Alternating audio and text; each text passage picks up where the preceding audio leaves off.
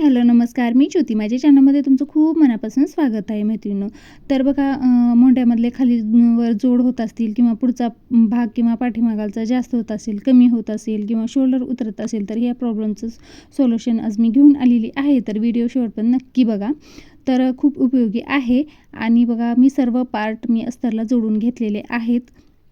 कटोरी ब्लाऊज आहे, सगळे जोडून घेतलेले आहेत बघा. तर शोल्डर जोडण्याच्या अगोदर इथे आपल्याला काय करायचं आहे, तर इथे अर्धा इंचाने गळ्याच्या साईडने एक्स्ट्रा ठेवायचं, जास्त शिलाई करून घ्यायची आहे. तर आता बघा पुढचा भाग जो आहे तो पाठीमागलच्या भागावरती असं ठेवायचं आहे असं, आणि खालच्या साईडने बरोबर आहे का हे चेक करून घ्यायचं आहे.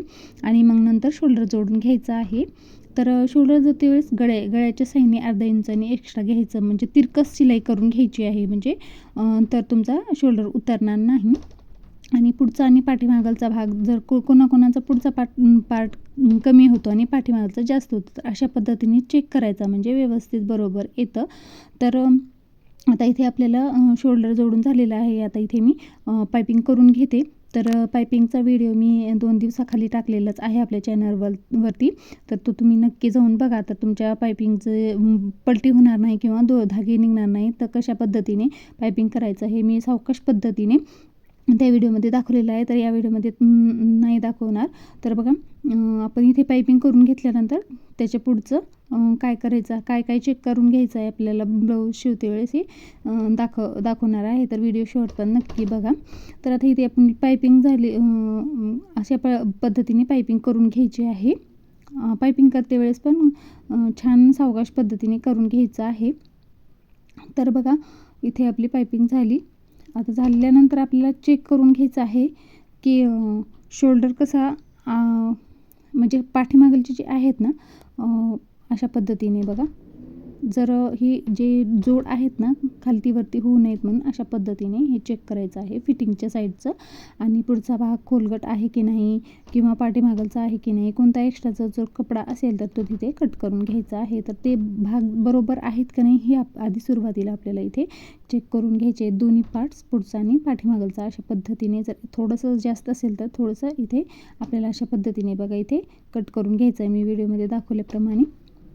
तर अशा पद्धतीने जर चेक करून आपण शिलाई केली तर मग आपलं जोड जे आहेत मोंढ्यातले ते खालीवरी होणार नाहीत. तर त्याच पद्धतीने आपल्याला भाई पण ना, कधी भाई कधी मोठी होते, कधी जास्त होते, किंवा भाईमध्ये पण एकसारखी येत नाही.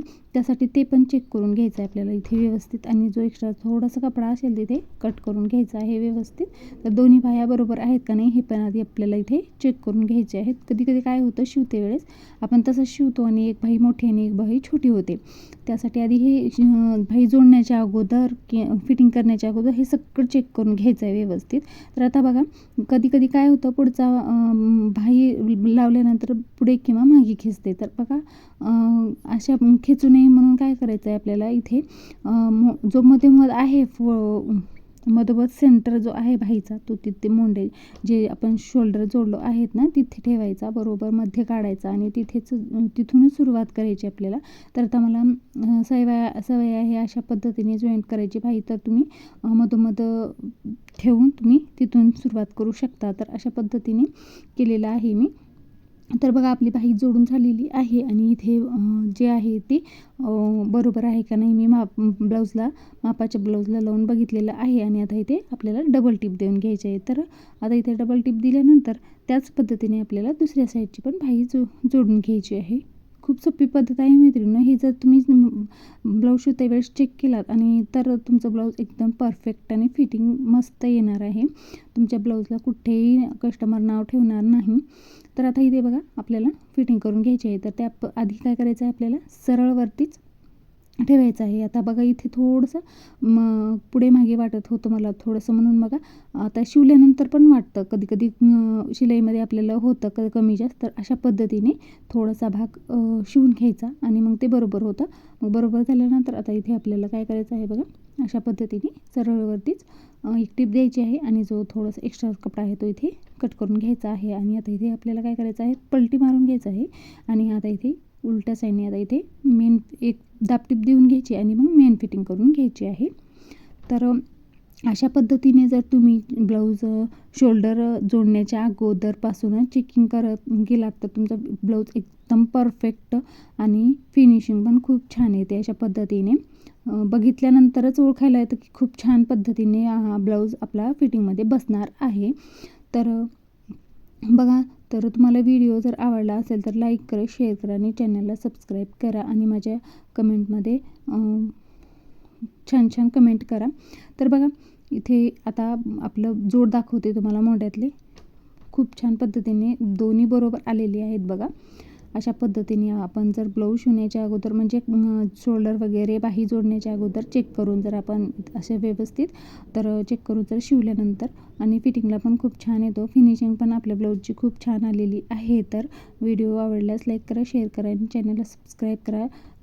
जास्तीत जास्त शेअर करा. ज्या मैत्रिणी नवीन शिकणारे आहेत ब्लाऊज त्यांना खूप उपयोगी पडेल हा व्हिडिओ त्यासाठी. तर बघा, तर माझा पूर्ण व्हिडिओ बघितल्याबद्दल धन्यवाद. असेच व्हिडिओ घेऊन येईन नक्की पुढच्या वेळेस. तर धन्यवाद.